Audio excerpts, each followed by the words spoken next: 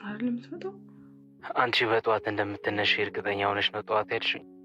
የእንቅልፍሽን ነገር የማላውቀው ነው እንዴ ይመስልሽ? አሁን እኮ በጠዋት እነሳለሁ። ከዛ በኋላ ግን አልጋውን ሳየው ተመልሼ እተኛለሁ።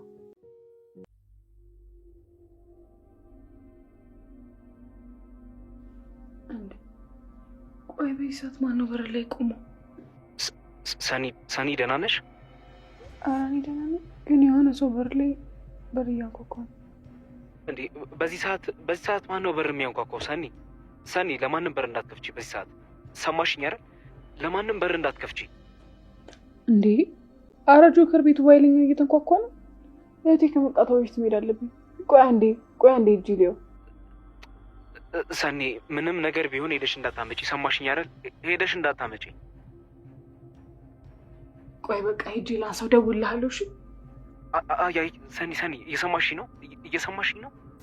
ኧረ የሆነ ነገር ነው መሰለኝ። ቆይ ላንሳውና መልሼ እደውልልሃለሁ። እሺ ቆይ አንዴ መልሼ እደውልልሃለሁ። ሰኒ ስልኩን እንዳትዘጊው።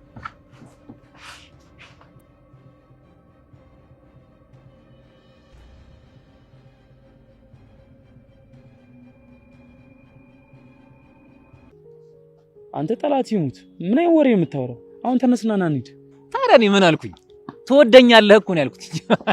እኔ እኮ ባትነግረኝም እኮ እረዳሃለሁ።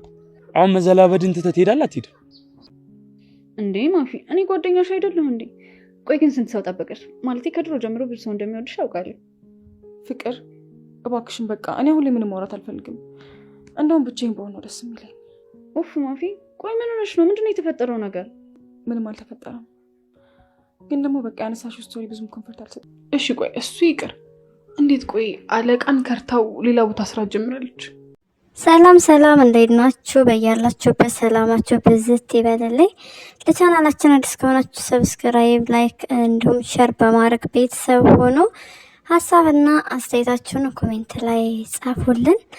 እንግዲህ ሰኒ በስተ ማታ በጨለማ ወጥታለች። ማን ይሆን በር ላይ ያየችው? የስፒድ ሰው ነው ወይስ የክብሮም የሚለውን በቀጣይ የምናይ ይሆናል። እንግዲህ ሰኒዬ ምንም እንድትሆንብን አንፈልግም። ከእህቷ ከራኬብ ተደብቃ ነበረ ስልክ እያወራች የነበረችው ጆከርን። ይሄ ተገቢ ነገር አይደለም መውጣቷ። በጭራሽ መውጣት አልነበረባትም። በጣም ደፋር ነች ሰኒ። እኔ ድፍረቷን አደንቃለሁ በጣም። በቃ ደፋር የሚለው ራሱ ቃል አይገልጻትም። ምንም ነገር ትደፍራለች። በዛ ላይ ደግሞ ከራሷ ይልቅስ ለሰው ነው የምታስበው፣ ለሰው ነው የምትኖረው።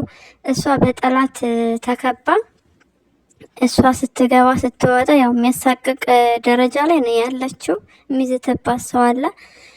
ጆከርም ጋር በተመሳሳይ ይዝቱበታል። እንግዲህ ሱሱ ነገር እያለ የአለቃ ሮቤልን እህት ለማከም ትፈልጋለች። ጆከር ደግሞ አለቃ ሮቤል ሳያቅ ምንም ነገር አናደርግም እያለ ይገኛል። እንግዲህ የአለቃ ሮቤል እህት የእነሱ ችግር አለባቸው። የእነሱን ችግር የሰኒና ጆከር ችግር እንዳለባቸው እየሰማች ነበረ። እንዲሁም እሷን ለመርዳት እንደምትፈልግ ሰኒ አውቃለች። ስለዚህ ከዚህ በኋላ የአለቃ ሮቤል እህት ሙሉ ለሙሉ ደህና እንደምትሆን እርግጠኛ ነን። ደህናም እንደምትሆን ያው እንድትሆን ምኞታችን ነው። አለቃ ሮቤልም ድርጅቱ በሰላም ወደ ነበረበት እንዲመለስለት እንመኛለን።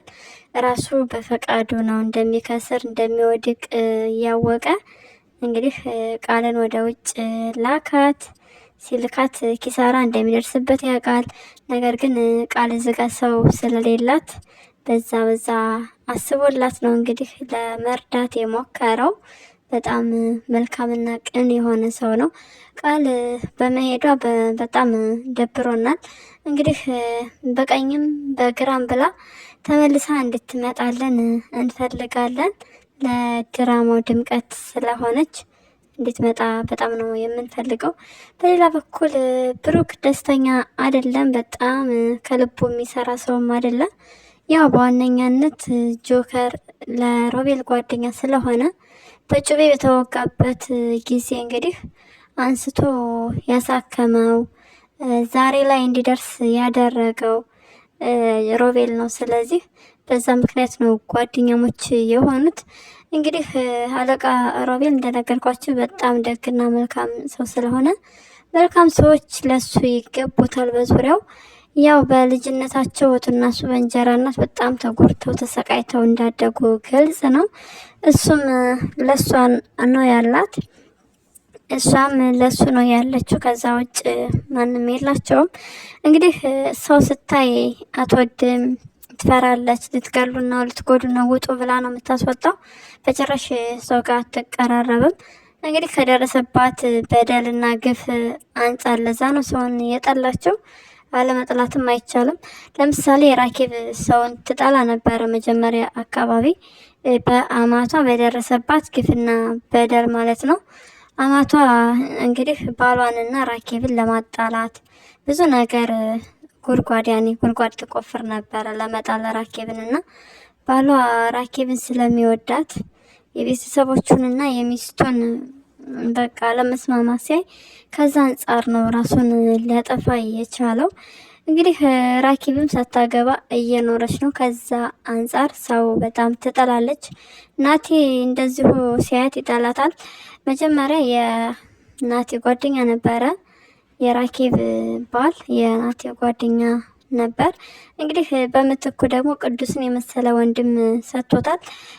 የራኬብ ባል መጀመሪያ ናቲ ስራ አይደለም ያስተማረው የሚፈልገውን ነገር የራኬብ ባል እየሰራ ለናቲ ግን የሚፈልገውን ነገር ሁሉ ያደርግለት ነበረ። ስራን አላስተማረውም።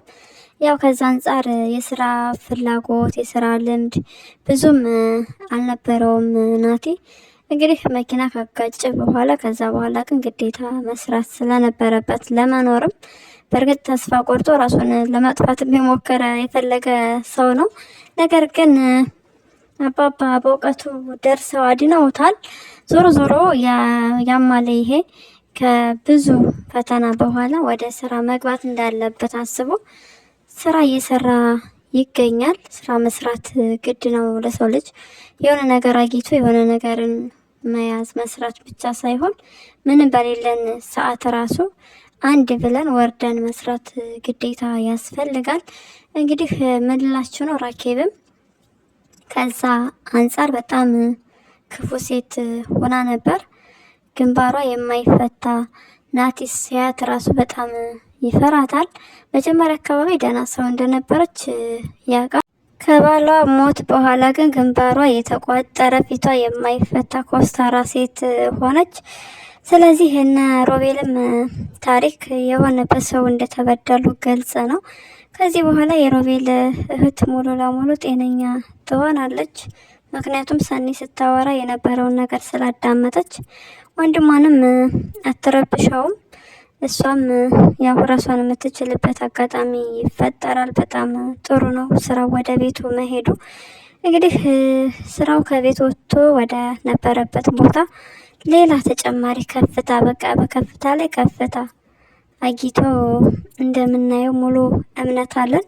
ምክንያቱም ሰራተኞቹ ጆከርና ሰኔ ናቸው። ስለዚህ መልካም የስራ ጊዜ እንዲሆንላችሁ እንመኛለን።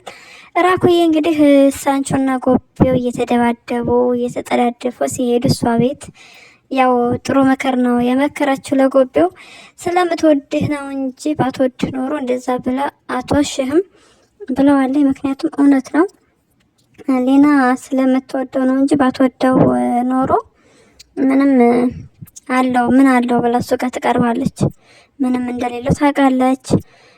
በቃ ከስርቆት እንግዲህ ከዱርዬነት እየተመለሰ ከዱርዬነት የወጣ ሰው እንደሆነ ሁሉም ነገር ስለሱ ጥንቅቅ አርጋ ታውቃለች።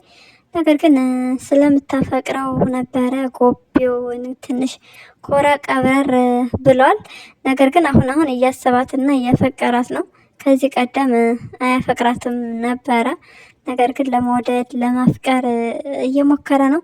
እንግዲህ እሷ አፍቅራው ተቀብሏታል። ኦኬ ተቀብሏት አርግዣለሁ ስላለችው ቤት እየኖሩ ነበር።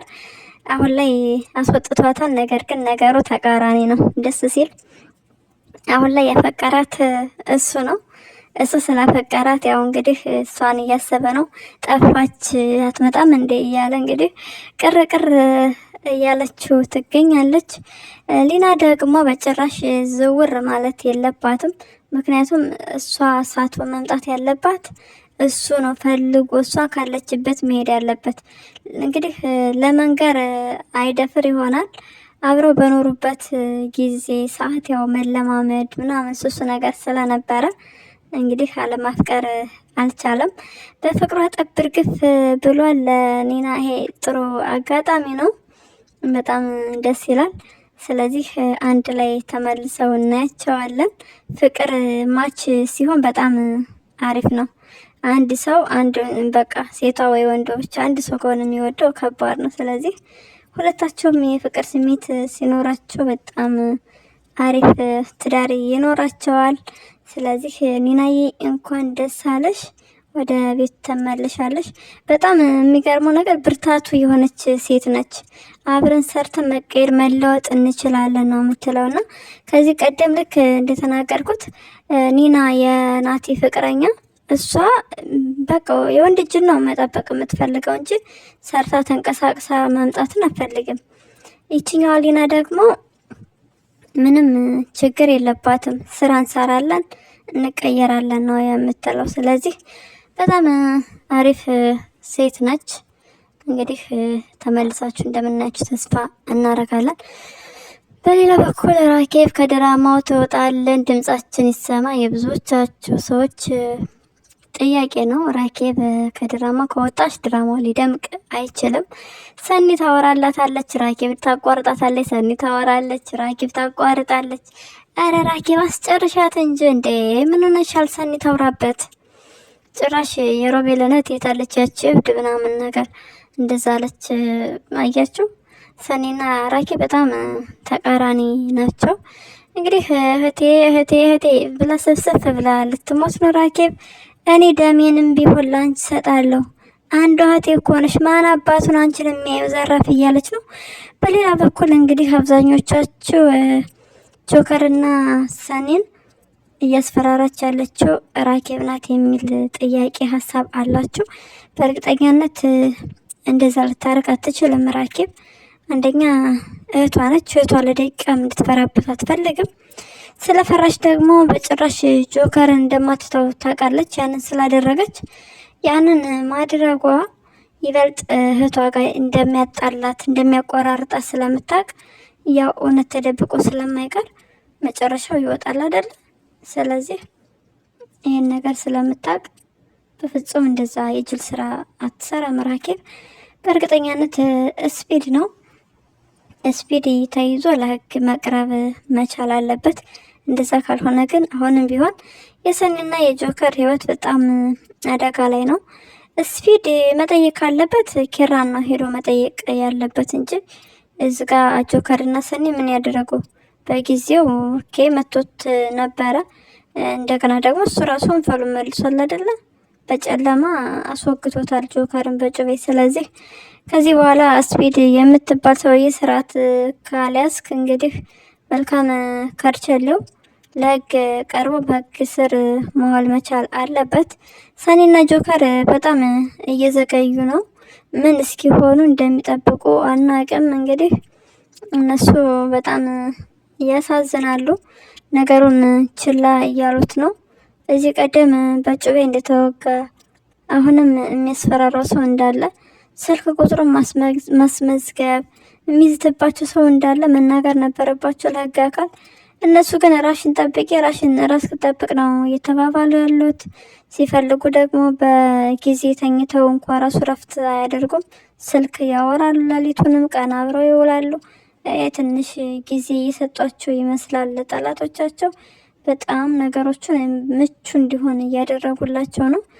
ከዚህ ነገር ትንሽ ብትታቀቡ መልካም ነገር ነው።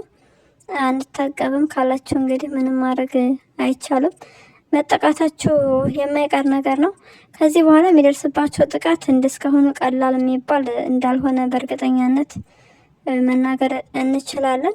እስካሁን ያው ሰኔን አግቶ ሌላ ቦታ ይበልጥ የምትሰቃይበት ቦታ ለመውሰድ ነበር የሞከረው። እሱ አልተሳካለትም። ግን አግቶ በላይተር ሲያቃጥላት ሲያደማና ሲያቆስላት ነበረ እጇን። እንዲሁም በጥፊም ሲመታት ነበረ በሚያሳዝን ሁኔታ። አሁን ደግሞ ጆከርን ያደረጉት በጩቤ ማስወጋት ነው። ከዚህ በኋላ ግን ከዚህም የባሰ ድርጊት እንደሚያደርጉባቸው ምንም ጥርጥር የለውም። መርሲሞ የሚባልም ተንኮለኛ እሱም ስላለ ምናልባት እሱም ሊሆን ይችላል። እንግዲህ ጠላቶች አሉን ብለው ካላመለከቱ ነገሩ የከበደ ነው የሚሆነው። ለራኬብ ደግሞ ምቹ ይሆንላታል። እህቷ ከተያዘች እንግዲህ ሰኒ በገዛ እጇ ወጥታ ሄዳለች። እህቷ ሳታ ከእህቷ ተደብቃ ስልክ ማውራት፣ ከዛ ደግሞ በሌሊት በር ከፍቶ ከበር ውጭ መውጣት። ይሄ ድፍረት ብቻ አይደለም የሚባለው፣ በጣም የዋህነትና ሞኝነት የተቀላቀለበት አስተሳሰብ ነው። እንደዛ ማድረግ ሰኒ አልነበረባትም። እንግዲህ አሁን ላይ ራኬብ ስትነሳ ስታይ ምንድን ነው በቃ ብትጠፋ እንኳ ራሱ እንድን የጠፋችው እህቴን ተኝቼ በቃ መጠበቅ አቃተኝ እያለች ራሷን እንድትጎዳ ያደርጋታል። በጣም ከባድ ነገር ነው። ሰኒ ራሷን ብትጠብቅ መልካም ነገር ነበረ። እንግዲህ ራኬብ አሁንም ቢሆን ከጆከር ራቂ በጭራሽ፣ እንዲሁም ስራው እዛ ቤት ውስጥ ምን ይሰራል ለምን ተብሎ እያለች ነው። በሌላ በኩልም እንደነገርኳችሁ ብሩክም ሙሉ ለሙሉ ደስተኛ አይደለም። ስለዚህ ብሩክ አንድ ሰው ለሰው ሲሰራ በቃ ነገ በኔ ቤት በኔ ቦታ ቢሆንስ ይሄ ስራ የኔ ቢሆንስ ብሎ ነው መስራት መቻል ያለበት። እንግዲህ ውስጥህ ካልፈቀደ በሰላም መውጣት ነው እንጂ ሌላ አስተያየት፣ ሌላ አይነት ትችት እያቀረብክ መስራት የለብህም። ስራውን ለቀህ መውጣት ትችላለህ። ፍቅር እንግዲህ አፍቅራው በጣም ደስ እያላት ነው። በሌላ በኩል ደግሞ የወንድሟን ሚስት ይፈልጋታል። ይሄን ነገር ቢነገራትም በጭራሽ ማመን አልፈለገችም። እውነታውን ግን ማፊ እየነገረቻት ነበረ። እሷ መቀበል አልፈለገችም። ወንድሟ ቢሰማ ጥሩ ነገር አይፈጠርም። እንግዲህ ጆከር እንዳይሰማ ጸልይልሻለን ፍቅርዬ፣ እየሄድሽበት ያለው አካሄድ ጥሩ አይደለም። ብሩክ የወንድምሽን ሚስት የሚፈልግ ሰው ስለሆነ ከሱ ብትርቂ በጣም አሪፍ ነገር ነበረ። እንግዲህ 1 7 ብቻ አይበቃሽም፣ 2 7 መጠመቅ መቻል አለብሽ። ብሩክ የምትይውን ነገር ለመተው። ለዛሬው ያስንላችሁ ቪዲዮ ይሄንን ይመስላል። በሌላ ቪዲዮ እስክንገናኝ መልካም ጊዜ እንዲሆንላችሁ ተመኘን። ለቻናላችን አዲስ ከሆናችሁ ደግሞ ሰብስክራይብ፣ ላይክ እንዲሁም ኮሜንት በማድረግ ቤተሰብ ሆኑ። ሀሳብና አስተያየታችሁን ኮሜንት ላይ ጻፉልን። እናመሰግናለን።